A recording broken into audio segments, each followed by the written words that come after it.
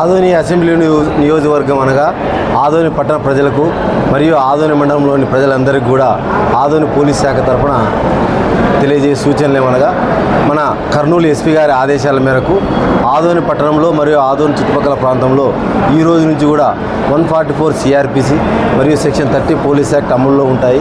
దీని అర్థం ఏమనగా ఆదోని పట్టణంలో కానీ గ్రామాల్లో కానీ నలుగురు కంటే ఎక్కువ ప్రజలు గుమిగూడరాదని, అలాగా గుమిగూడితే వారిపై చట్టపరమైన చర్యలు తీసుకోబడతాయి.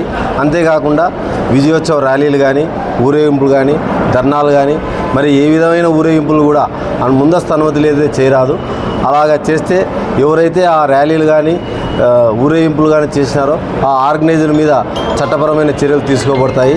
అంతేకాకుండా ప్రజలకు మరియు యూత్కు ముఖ్యంగా విజ్ఞప్తి ఏమనగా ఆదోని పట్టణంలో ఈ రోజు నుంచి సైలెన్సర్లు తీసి 2 వీలర్లు నడపడం కానీ గుంపులుగా జనాలు రోడ్ల మీద తిరగడం కానీ కేకలు వీళ్ళు వేయడం కానీ ఆ రోజు 4వ తారీఖు రోజున బాణాసంచాలు పేల్చడం కానీ చేస్తే వారిపై ఖచ్చితంగా చట్టపరమైన చర్య తీసుకుంటాము. నాన్ బెయిలబుల్ సెక్షన్లో కేసులు నమోదు చేస్తాము. ఎంఆర్ఓ దగ్గర బైండ్ ఓవర్ చేస్తాము. రౌడీ షీటర్స్ కూడా వారి మీద ఓపెన్ చేయడం జరుగుతుంది. అందుకని తల్లిదండ్రులకు ముఖ్యంగా విజ్ఞప్తి ఏమనగా పిల్లలంతా కూడా తెలుసో తెలియకో వాళ్ళు బయటికి రావాలని అనుకుంటుంటారు.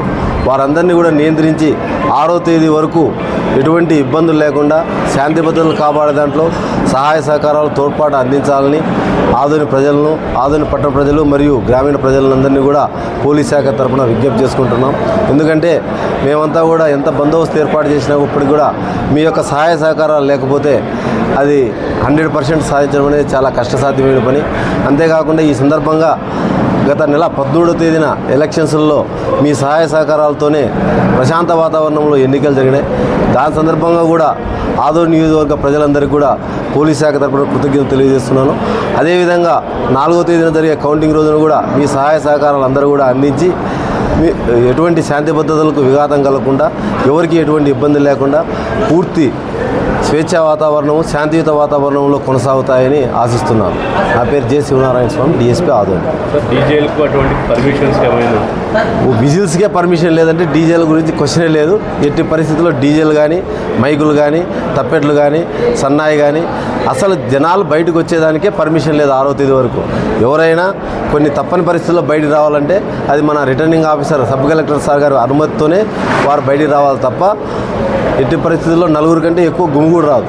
గుమిగూడితే చట్టరీత్యా నేరం. సార్, ఎటువంటి సమస్య వచ్చినా నియమ నిబంధనలన్నీ సామాన్యులకి వర్తిస్తున్నా కానీ పోలీసులు కానీ ఇతర అధికార శాఖ అధికారులు కానీ నాయకుల పైన కానీ ఎటువంటి వారి పైన చర్యలు తీసుకోలేదు. వ్యాపారస్తులు ఏదైనా డబ్బులు తరలిస్తే ఫైన్స్ రాడు పోలీసులు వెంటనే వేటాడి పట్టుకున్నారు. కానీ అదే నాయకులు కోట్ల రూపాయల చేతులు మారుస్తుంటే చూస్తూ ఉంటున్నారని చెప్పి మేధావులు ప్రజలు చర్చించుకుంటున్నారు. పోలీసులు వైఫల్యం కాదు, సమాచారం వస్తే తక్షణంగా అది ఏదైనా అది నాయకులు పంచుతున్నారా లేకపోతే ఏ విధంగా తరలిస్తున్నారా అనేది ఈ ఎలక్షన్ నియమ నిబంధనలకు వ్యతిరేకంగా ఎవరు ప్రవర్తించినా కూడా వారిపై కేసులు నమోదు చేసినా ఆ విషయం అంతా మీదంతా టీవీలలో వచ్చినా ఎవరెవరి మీద కేసులు నమోదు చేసినాం అనేది కేసుల నమోదు విషయంలో election commission of India guidelines ఎవరు ఉల్లంఘించినా కూడా వారందరి మీద కూడా కేసులు నమోదు చేసినా ఆ విషయం మీకు అందరికీ కూడా ఆదోళనలో జరిగిన విషయం మీకు అందరికీ తెలుసు. అన్ని పార్టీలు కోట్ల రూపాయలు చేతులు మారుతున్నారు. సమాచారం వస్తే ఎవరి దగ్గరైనా రైడ్ చేసేదానికి మేము సిద్ధంగా ఉంటాం, పట్టుకుంటాం. సార్, ఇంకొకటి ఇప్పుడు మన ఈ కౌంటింగ్ ప్రక్రియలో భాగంగా వైన్ షాపులు ఇవన్నీ క్లోజ్ అవుతాయి. కర్ణాటక మొత్తం అత్యధికంగా అమ్ముడుపోతాయి కదా, దానిపైన మీరు ఏ రకంగా చర్యలు చేస్తారు? ఈ కౌంటింగ్ ప్రక్రియ సందర్భంగా మన రాష్ట్రంలో కాదు కర్ణాటక రాష్ట్రంలో కూడా ఈ మద్య నిషేధాల మీద మద్యం అమ్మకాల మీద నిషేధం ఉంది. అయినప్పటికీ కొంతమంది దొంగదారులు తరలించాలని వాళ్ళు ప్రయత్నం చేస్తున్నారు. దానికి సెబ్బు వారితో సహకారంతో మేము కూడా ఈ రోజు నుంచి కొన్ని ప్రత్యేక టీంలు ఏర్పాటు చేసుకున్నాం. ఎవరెవరు కూడా మా దగ్గర పాత నేరస్తుల యొక్క లిస్టు కూడా ఉంది. వాళ్ళందరి మీద కూడా నిఘా ఉంచి అవసరమైతే వాళ్ళని ప్రివెంటివ్ కస్టడీ చేసి మా దగ్గరనే పెట్టుకుంటాం 5వ తేదీ వరకు. సార్, బాణాలు యథేచ్ఛంగా అట్లే అమ్ముతున్నారు కదా సార్. బాణసంచాలు మనం ఎంత చెప్పినా కూడా బాణసంచాలు అమ్మడం కానీ ఉంచుకోవడం కానీ కాల్చడం కానీ పూర్తిగా నిషేధం. అటువంటి ఏదైనా సమాచారం ఇస్తే వెంటనే రైడ్ చేసి కేసులు నమోదు చేస్తాం వాళ్ళు.